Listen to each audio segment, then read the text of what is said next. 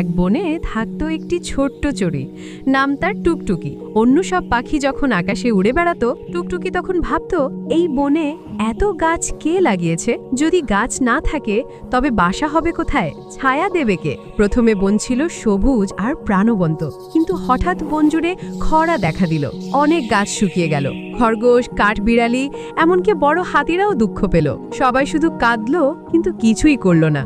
টুকটুকি হাল ছাড়ল না। ছোট ঠোঁট দিয়ে সে একটি বীজ তুলে নরম মাটিতে পুঁতে দিল। প্রতিদিন সে বৃষ্টির পানির ফোঁটা এনে বীজটিকে দিল।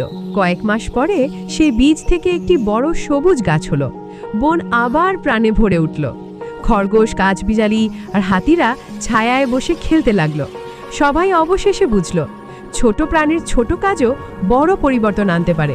সবাই হঠাৎ কাঁদতে লাগলো। কেউ জানতে চাইলো কেন? টুকটুকি বলল, আমরা কান্না করছি কারণ কেউ চ্যানেলটি সাবস্ক্রাইব করেনি, তাই।